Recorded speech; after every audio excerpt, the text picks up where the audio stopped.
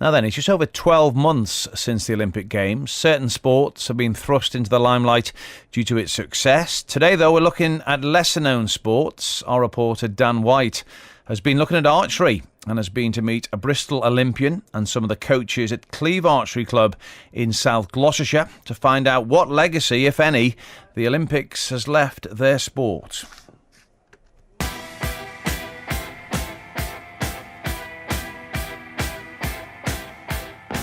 In 2012, London played host to one of the world's greatest sporting spectacles.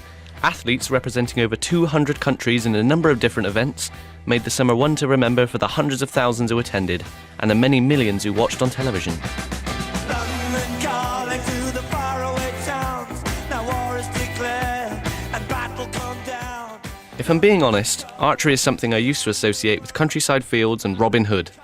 Until last year, that is.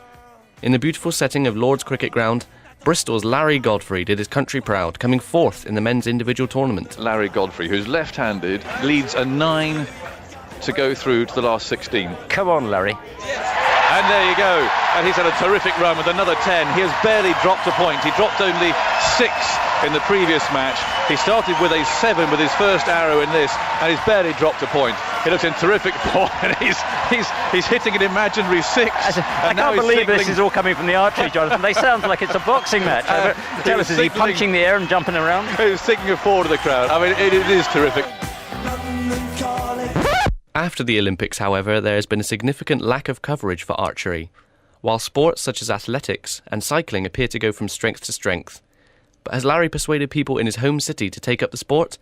I travelled to Larry Godfrey's home club, Cleeve Archery, to find out more.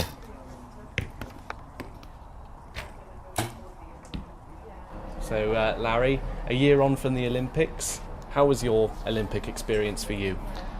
It was a good one. It's one of out of the 3 that I've been to, it's definitely up there as being, some of the moments of London were definitely some of my greatest Olympic experiences. Definitely. It was obviously it's a disappointment not to come away with a medal, but I went there and shot the best arrows I've ever shot in my archery career, so I couldn't really ask for anything more, And Seb Coe was talking about the legacy after the Olympics. Archery's legacy, does that need more funding, would you say? After every sort of Olympic cycle, we get an influx of new beginners, which is fantastic, due to the exposure we get on TV from the Olympic Games. It was the same after Athens, the same after Beijing, and the same after London. We've had to turn people away because we just cannot cope with the volume of people that want to join and get involved with the club, which is absolutely fantastic for our, for the legacy of archery. I mean, it's different with the elite. We didn't perform to what we were expected to perform to, so that's all our elite level funding was cut from by UK Sport, and then the money put into development. So the future, all the funding, if you like, and the legacy is coming now for the development of the archers for the future. So let's hope it all comes good. Richard Jones is chairman of Cleeve Archery.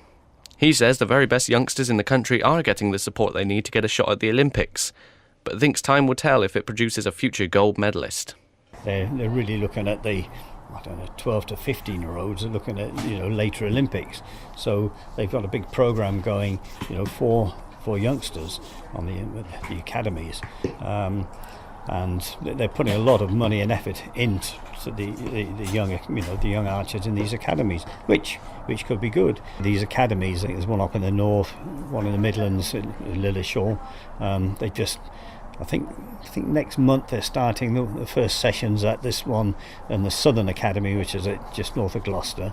So it'd be interesting to see in a few years, the next Olympics or the Olympics after that, how many good archers we are getting out of this scheme. So that's the cream of British talent being looked after. What about somebody like me, whose only previous experience of archery was as a scout many years ago? Right, so I'm here with Richard now. I'm going to have a go myself. Is it okay for me to Well, if you stand to the line, we'll have to wait till the others come back. Of course.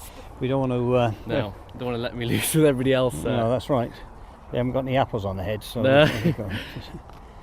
But I've got my... Is this a... bracer? Yeah. My brace on yeah. my right arm, because I'm left-handed, and... Yeah, tab. Tab yeah. of my fingers. That's right. So how many? I've been given 6 arrows. 6 arrows. That's the normal. Standard. Right. Right. So Okay we can then. begin now. If you want to pick the bow up, Got right? my bow. Okay. So if you stand and face me, all right. So your shoulders are in line. You want your shoulders in line to the target. Okay. Look on the arrow. Keep pulling back. Keep pulling back. Yeah. You get the string right back to your face. Go on. Keep going. Keep going. Keep going. Keep going. Keep going. Yeah. Right. Go on then. Oh, look at that! Right in the middle. Well, there you go. That was lucky. Like- Right, all you do is get Like the Robin Hood. the next 5 into the middle now. Then, Okay, right, go on then. Yeah. It's a good start. So the first, what school is that? That's what we're 10. A year on from London 2012, I'm told junior membership at Cleve Archery Club has grown from 46 people to 63. So that's progress in my book.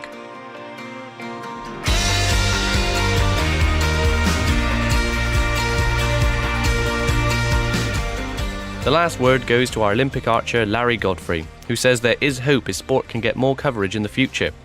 Who knows, perhaps my feature today might get your interest. After all, if I can do it, so can you.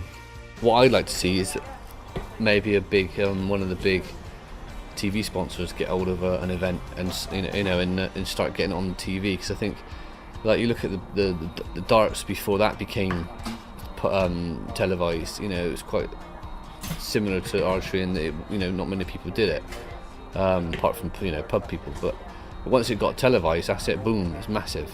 And I think there's definitely something we can do in archery to make it a regular televised event. I don't know what, but there seems to be a lot of interest in the sport. Certainly, around the Olympics time and even now. So we've got, you say, massive.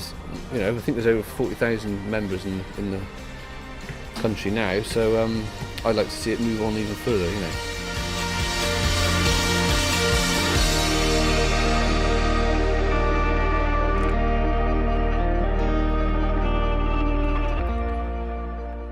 Great stuff. Dan White reporting from Cleve Archers. 1:15 is the time.